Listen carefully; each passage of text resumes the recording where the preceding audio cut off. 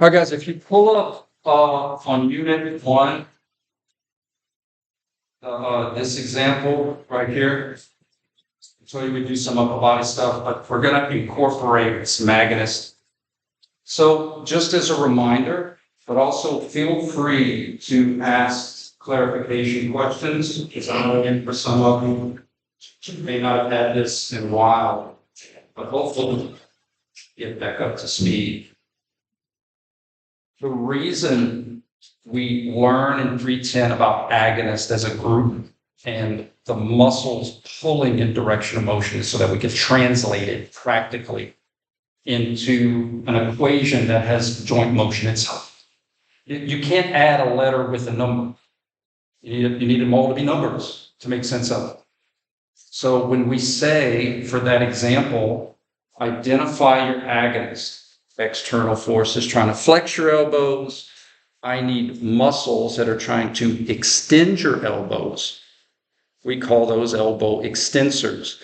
The reason we do that at this stage is so that we can say, oh, elbow extensors do extension through elbow extensors do flexion. It's translated so that it can make sense when we figure out the contractions. Because triceps brachii doesn't have pull in the name. Now, you could say triceps brachii is an elbow extensor. We'll get to that. But by doing agonist first, direction of pull of muscles in motion, doing this first, it allows us to say, okay, well, who's in that group? Or if I give you a specific muscle, here's a specific muscle, that muscle is in this group. It translates it into something palatable for us to apply our contractions to, okay? So looking at this first example, this is on page, for those of you watching, this is on page, page 6. So how would we figure this out? Find the agonist. You ask the question, what's the external force trying to do to the elbows? It's trying to flex your elbows. I do process of elimination. If I know who it can't be, then I can see who it must be. If the dumbbell's trying to flex your elbows, the last thing I want are my flexion pulls. Does that make sense? So by default, I know I need my extension pulls. Call those my extensors. I'm going to teach you about the KNES, and I'm going to teach you about the other extensors. But there's more to biomechanical life than just bicep and tricep. Bless you. Now that we've established the agonist in this exercise, we could say, I'm working my elbow extensors. It's my agonist. When I observe extension, those extension pullers are going to create extension only through, see if you can remember. What are my 3 contraction types?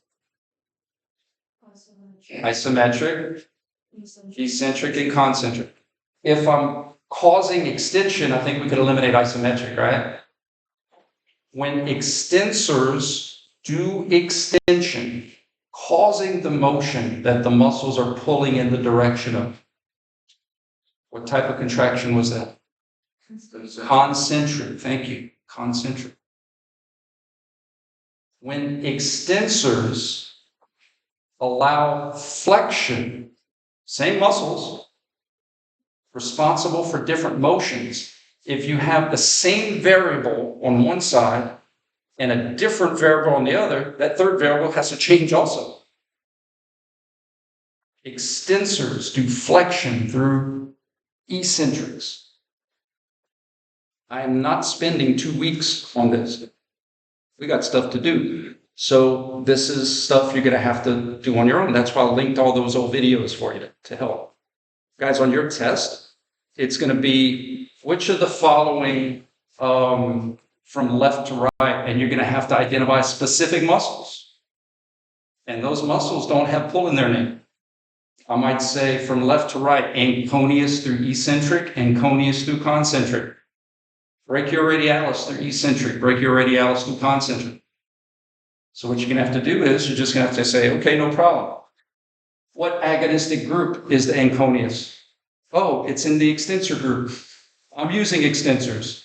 Yay, I'm using the anconeus. Giving you an example of what's coming.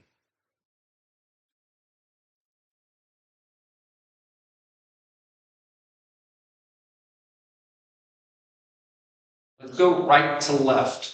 We are on page 5. On page 5, right to left. I'd like for you, take your time, talk with your neighbors, talk with small groups. This is how it's good for practice. You should be able to tell me from 310, your agonistic group, the group of muscles that are doing a job. And from right to left, you should be able to identify the motion that you observe. And then the logical assessment of these muscles did this motion through this specific type of contraction. Ready, set, go.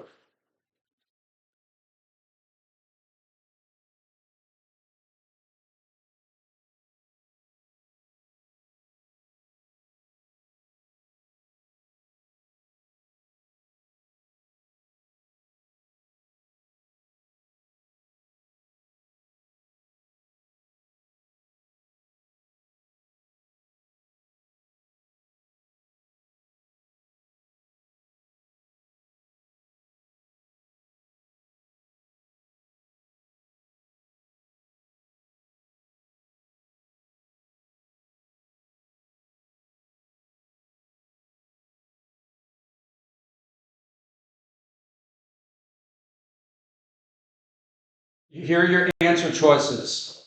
Flexors working concentrically, flexors working eccentrically, extensors working concentrically, extensors working eccentrically.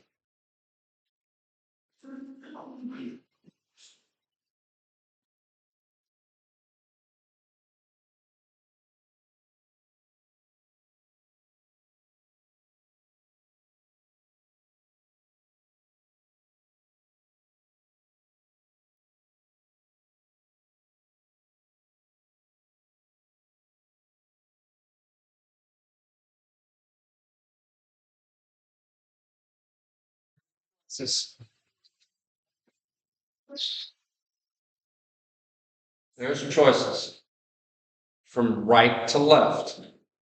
Your question? What you got? Oh, you got these. Okay. So this is good practice too.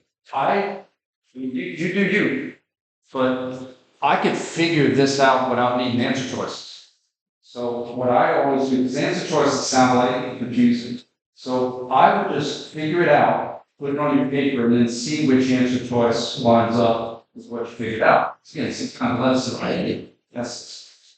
So I'm looking at it and I'm like, all right, I'm using my flexors because the exercise is trying to extend me. The last thing I'll use is my extensors. So I'm using my flexors. From right to left, the motion is extension. The only way the flexors can do extension is through eccentrics. Also, it's going to come back, guys. It's going to come back. So flexors through eccentric. Was this the one you were looking at? Just say it. Okay. All right, let's do some more. I have some other examples trying to explain these concepts. Let's do, I told you we do upper body today. So let's do.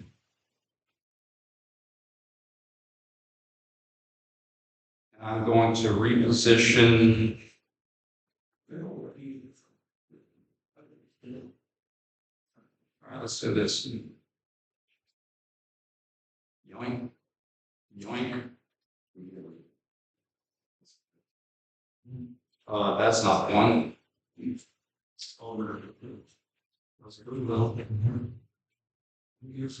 it to our computer system to not work right when you want it to work. All right, guys, let's go left to right and then right to left. I'm going to move the screen.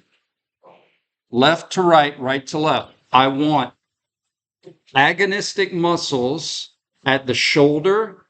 And for bonus, because today we're practicing upper extremity, I want agonistic muscles at the scapula, specifically rotators. So upward or downward rotators. We should be able to identify this the muscle that we're working and hypotension go from left to right to left. Remember, guys, for the same action, you note this when you go into a machine, they're the same muscles, whether you're moving it forward, back, side to side. So what changes your motions are the same muscles doing different contractions. That's what we're trying to tell you. How the same muscles use different contractions to change your movements. So the shoulder is an ab portion. Absolutely. It's an ab. But on the test, I'm not going to tell you it's an ab, but that's all the practice. We're getting back to it. Yeah. This is an ab, and for the scapula, this is an upward and downward rotation.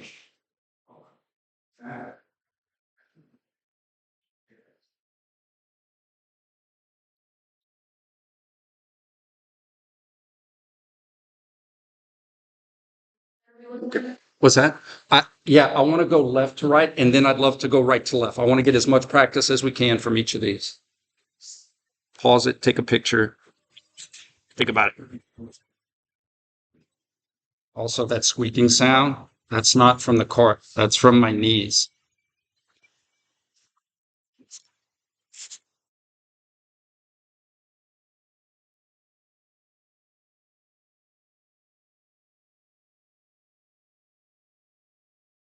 Guys, just to let y'all know how much I'm mellowing out, in the past, we just rolled. And it finally dawned on me, no, that's not fair. You wouldn't go into a new season and just go right into games. So we're taking the time to try to catch back up with our thoughts and remember some of this stuff. But you may need to do some practice reps on your own. You may need to do some practice reps on your own.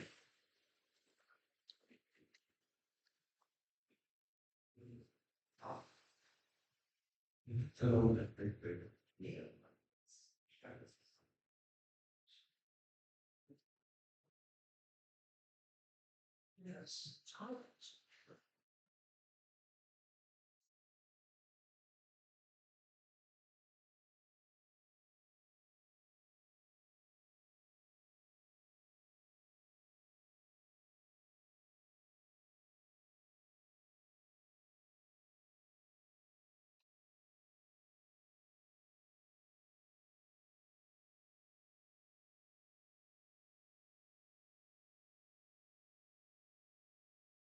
All right, you guys, I'd love to get to several example practices today. So for this example, the machine is trying to do what to our shoulders, Grace? The machine is trying to, for our scapula, the machine is trying to downwardly rotate our scapula. So we wouldn't need downward pullers, we would need upward pullers. Scapular upward rotators are muscles that pull in the direction of upward rotation. Eventually, I'm going to teach you who those muscles are, and I'm going to teach you how they work. But if all I did was say upper trap, lower trap, serratus anterior, that those names don't give us purpose. We start with purpose, and then we go into names. We start with the team, then we go into the players. Okay. Shoulders. What's it trying to do to our shoulders? Trying to adduct you. It's trying to bring arms down. So we need muscles that are trying to bring arms up. We call those abductors. Abduction pullers. I'm going to teach you who those muscles are. We're going to talk about the deltoids. I'm going to talk to you about the supraspinatus and the long head of the biceps brachii. We're going to go into those specific muscles that pull that way.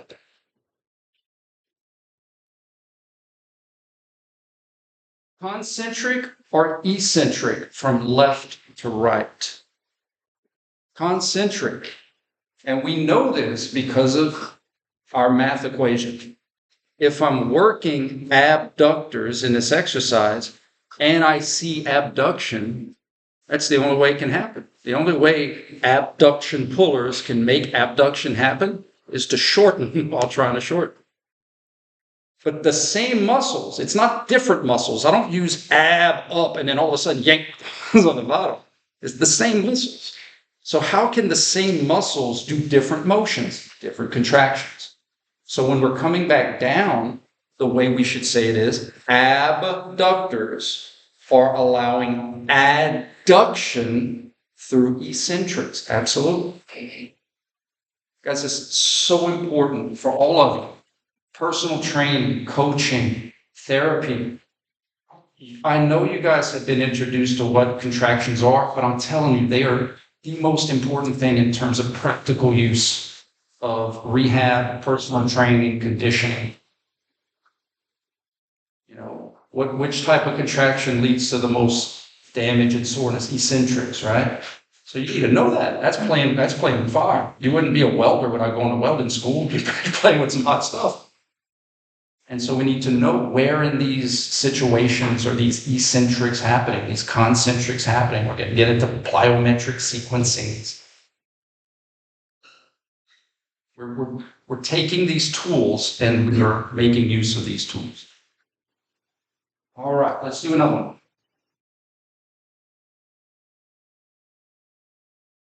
Favorite ones.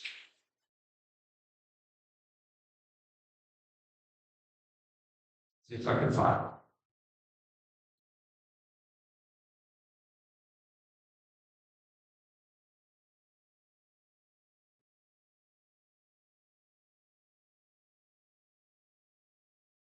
Just gonna do it. 'Cause I'm picky and I can't find one. Let's have a radial ulnar joint conversation. For those of you that may need a refresher, your radial ulnar joint supinates and pronates. Okay. Remember from 310, it's not about a soup bowl, because I could have a soup bowl in a pronated position. I could have a soup bowl in a pronated position. Okay. So we're going to have pronation pullers and supination pullers. If I'm holding this pipe here, I'm not disrespecting my elbow muscles. It's just I don't want to have a conversation about those right now. I want to talk about radial ulnar joint muscles. So what I'd like for you to do firstly is establish what agonist, who do I need to pull, because you see why I need to pull them to keep my radial ulnar joint in this position. And if I'm keeping it in a position that's isometric, right? Okay, so give that some thought. Guys, also feel free to take out your phones. I'm way too old to care what I look like. So if you want to log different examples we do in class for practice, do it. I might use it on a test. I know. So we're just doing isometric. What muscles would what group, what agonist would I need to hold this pipe in this position? Give that some thought. Grace, do me a favor. Grace is going to walk around, not to validate a specific answer, but to make sure you understand the question, or to make sure you understand the steps. Like, hey, the first thing I should do is that kind of stuff. So I should start walking around as well with like a staff.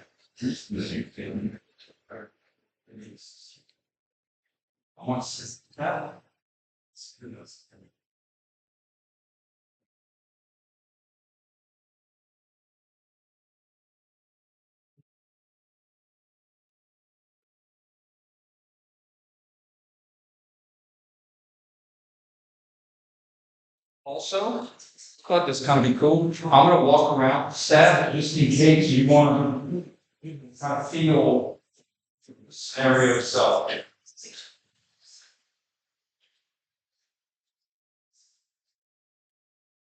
What's that? That's perfect.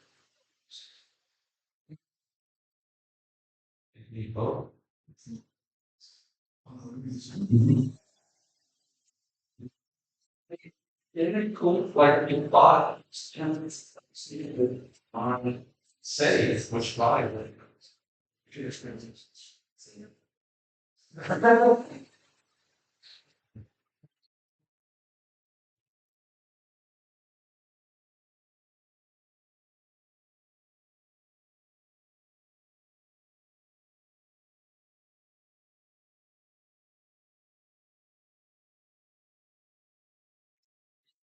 No.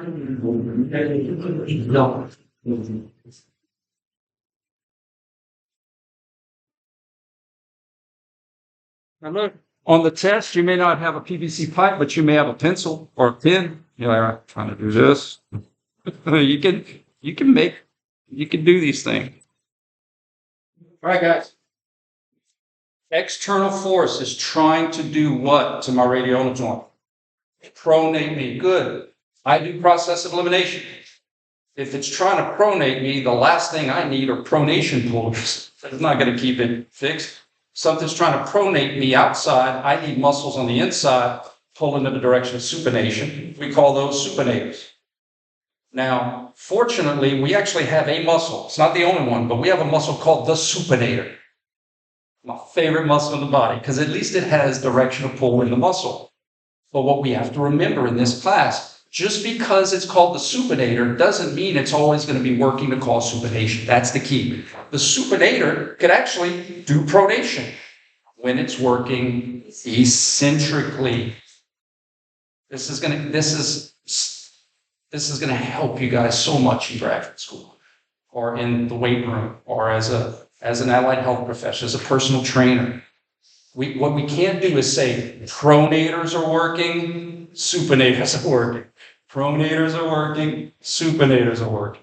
Supinators the whole time because gravity was trying to pronate me the whole time. Okay. Are these helpful? Good. All right, let's do 9.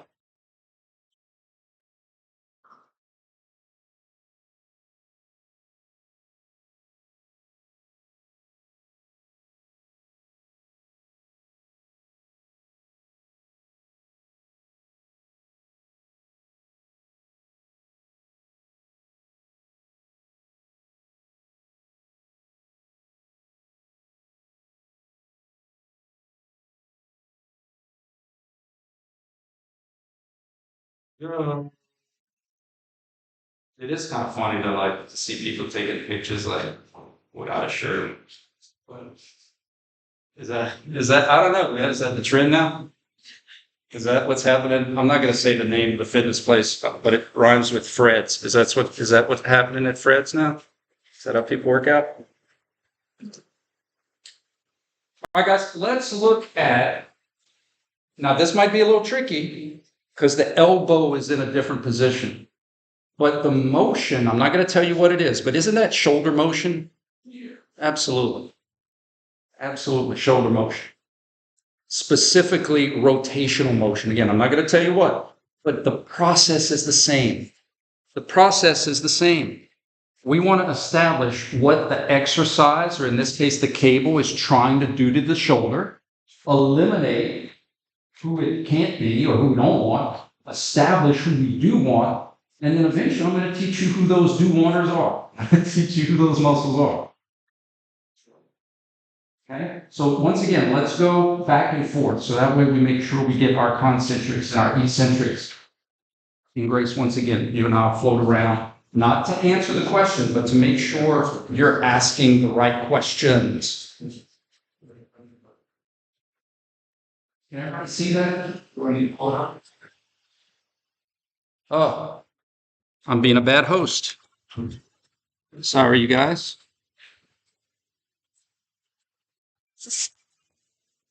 There we go.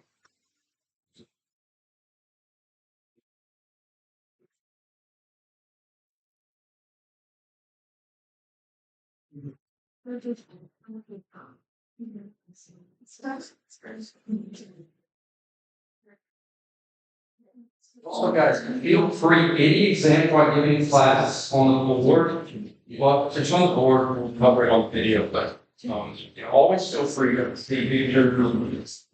I think the next example should be from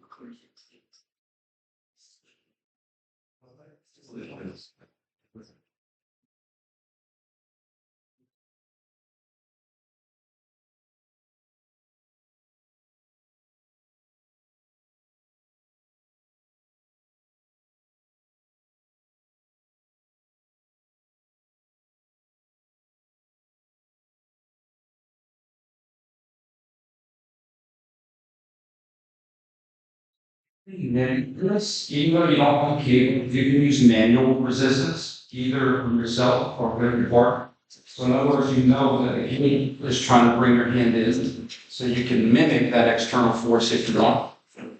Again, either internally or externally.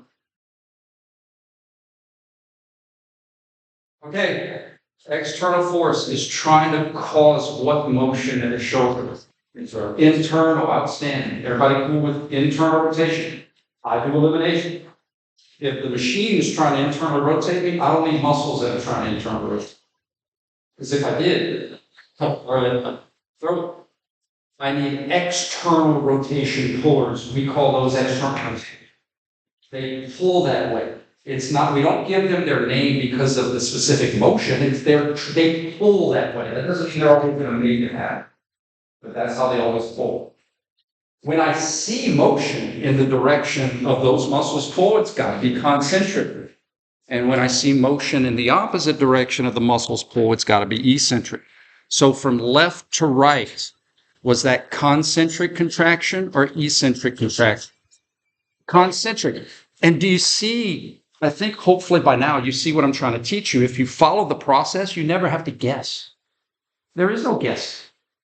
There is no, you're in the clinic and you're like, wait, I'm not quite sure if we're supposed to do eccentric loading. We're supposed to be doing eccentrics and I'm not quite sure. You will always be sure. There's going to be no guessing. That's why we got to follow the process. Okay. So from right to left would be the eccentric phase. And we know this because external rotators are going to allow internal rotation through eccentrics.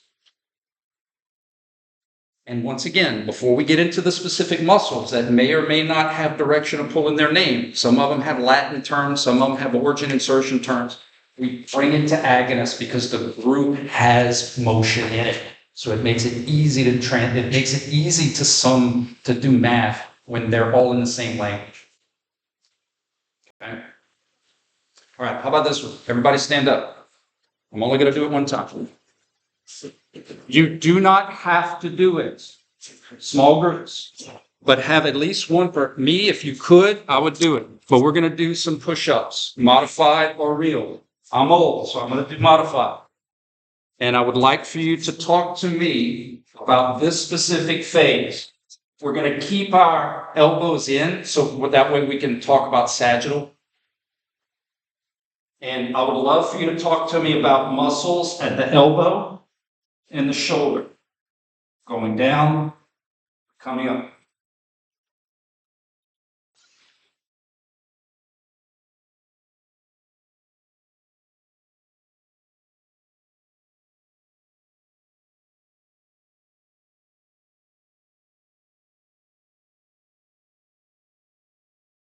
Now, just because I kept my elbows in to sagittal, this is not about Campbell says you should never. No, I'm just trying to make sure we're all on the same page for the muscles that we're having a conversation on. Okay, that's it. Yes, let's have a shoulder conversation, a sagittal shoulder conversation, and an elbow conversation. Going down, agonist contraction. Coming up, agonist contraction. And the reason I want to do this one in a lab setting is because so many students will miss this one on test one, and I don't want you guys to be honest. I want the people who don't come to class and don't watch the videos, nudge, nudge, wink, wink, they can miss it. Because they're not trying. It's okay. Lost life. Hey, Grace, let me introduce you to everyone. So we're answering the answer questions, external forces, and stuff. I'm not going to tell you the answer. We're in timeout.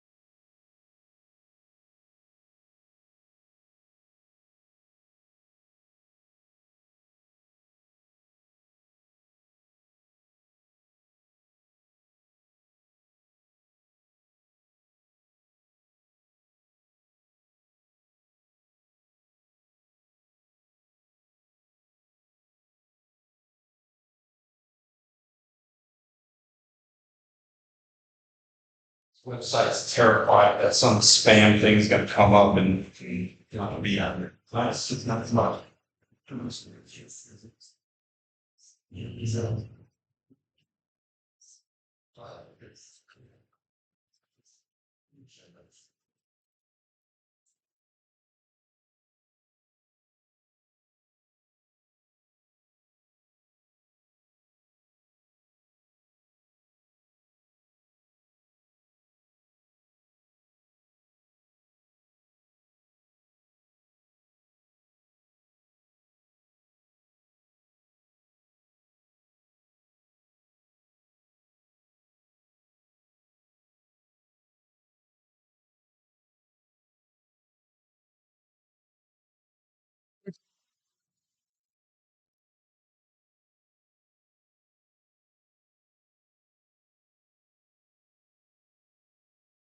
good.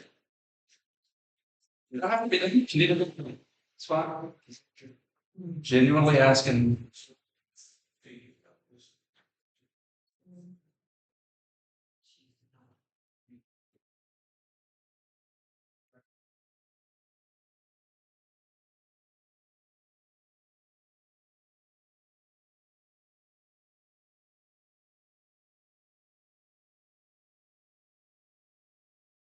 All right, while y'all finish working through it, I'm gonna ask you like an open-ended question. What would be your agonist at your elbows going up? Your elbow, what group on the way up? Okay, your choices are elbow flexors or elbow extensors. Extensors. Now, how do I know? I'm in kinesiology court. And they're like, well, how do you know it's the extensors? And I'm like, well, ground and gravity is trying to smush together, and that would cause elbow flexion. So I kind of need the muscles that are pulling in the opposite elbow direction than what ground and gravity is trying to cause. Does that make sense? All right. What about coming down? Is it the same muscles or different muscles when you come down? Outstanding. It's the same muscles. And guys, I'm telling you, on the first test, I'll make a deal with you. I'm going to ask this question. And if everybody gets it right, I'll give the whole class bonus points. But it ain't going to happen. This is what someone's going to tell me. And guys, this is important. Yes, you need to get better at what you do, but you also have to understand the enemy. And the enemy in this case is like the tricks our brains play on us. You know, ringing the bell, salving. Students want to associate specific muscles with specific motions so bad. And so on the test, I'm going to say, okay, guys, we're doing a push-up and we're coming down. And I'm going to ask them to identify the agonist and the contraction of the elbows. And somebody's going to tell me it's my elbow flexors. And I understand why. Because they're like, well, you're flexing the elbow, so it must be flexors. Because I had a class that said biceps flexes the elbows. Is this making sense? So it makes sense that you want to say, well, that was flexion, must be bicep. And it's butt. Okay. So elbow extensors, you work those things coming down and coming up because ground and gravity is trying to do the same thing to you coming down and up. So what changes your motion? The same muscles do different motions, do different contractions. So coming up would be concentric because extensors are doing extension. And then coming down, it would be eccentric, extensors allowing flexion. For us to truly be able to play with these variables when we're rehabbing people or working with our athletes, we need to understand joint motions, muscles, and then the third one that students don't get enough practice, and that's context of contraction. We have to understand contractions. Okay. What about shoulders? Am I working shoulder flexors or extensors if I'm in a sagittal? Okay, I have a vote for team extensors. Anybody's flexors, I have a vote for team flexors. Okay, so if I relax, Kelly Clarkson, getting old again. It's not as bad as it seems. It's worse. All right. If I relax all my muscles, what motion is grounding gravity trying to cause? So I need flexion pulleys. Does that make sense? Grounding gravity is trying to extend my shoulders. Now, maybe some of you forgot, this is flexion. This is shoulder flexion. ESPN has lied to you for decades. When they say full extension, maybe for the elbow, not for the shoulder. Quick 310 review. Flexion gets you into fetal. You guys remember that from 310? Flexion gets you into fetal. So if you were going to get into a ball, you don't want to do this. Heads up.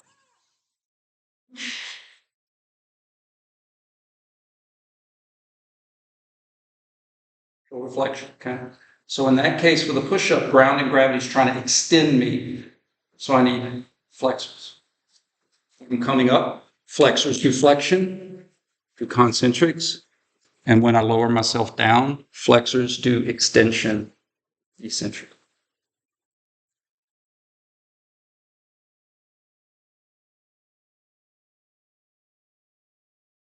Last one. We'll try to do one that is off the beaten path.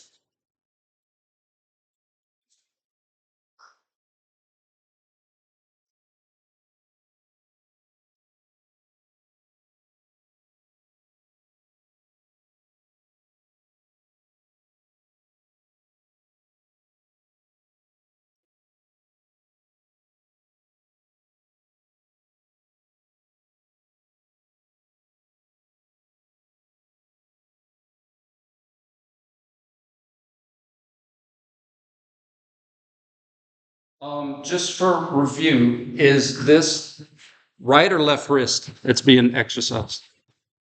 Good. Remember, it's not our right and left. It's the person we're analyzing. Their right, their left. Amputate right arm. Oops.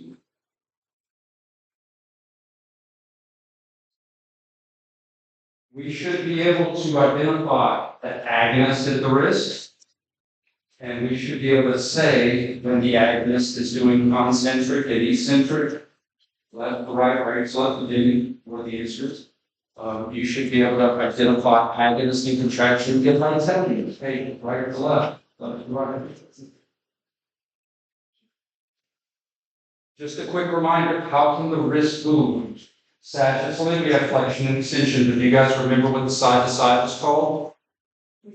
Deviations, good. Ulnar deviation to the pinky side, radial deviation to the thumb side. And remember, that stays the same regardless of your radiolar joint because the wrist doesn't twist. So the ulnar will always be pinky side and the radius will always be thumb side.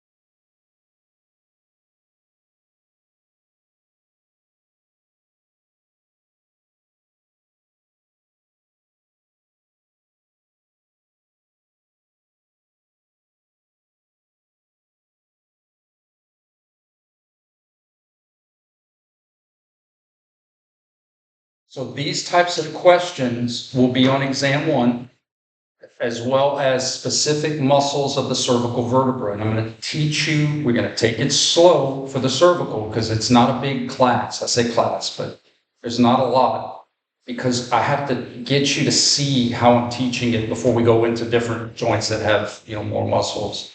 But what I think we'll do moving forward is as you guys practice a review on your own, I'll stop the lecture with like 20 minutes left and say, hey, does anybody have one y'all want to go over? Maybe you were working out. Maybe you were working with a client. Maybe you were doing something on your own. Maybe you were studying. You're like, yeah, can we go over this exercise? And I'll pull it up and we could go over it and practice. Okay. All right. What question do we want to ask ourselves first? If we're trying to figure out, remember, we're like being kinesiology detectives here. Absolutely. I need to ask, what's it trying to do to me before I can see what I'm trying to do myself? It's important. What is that TheraBand trying to do to my wrist? Ulna. Good. It's trying to ulna deviate me. I do elimination. If it's trying to ulna deviate me, I don't need ulna deviation pullers. I need radial deviation pullers. We call those radial deviators. I'm going to teach you who those are. Flexor carpi radialis, extensor carpi radialis. Easy peasy. But we're working here so that eventually we could branch off to the players on the team. Because radial deviators has pull in its name. Gravity's trying to ulna. These muscles are trying to radial. That makes sense. What if on the test I say, okay, guys, from right to left, what type of contraction? Eccentric, good. Because the radial deviators are going to allow ulnar deviation through eccentrics. Do you guys see what I'm preaching here? There are some students, not their fault, that if I gave them that question, they would tell me it's ulnar deviators because they saw ulnar deviation. So that's my job, is to get us to not assume, establish who we need because we ask ourselves why we need it, then go to the context of the contractions. Make sense? So from left to right would be concentric of the radials. And then eventually when we get to upper extremity, I'm going to teach you who those muscles are. I'm going to teach you all the major muscles.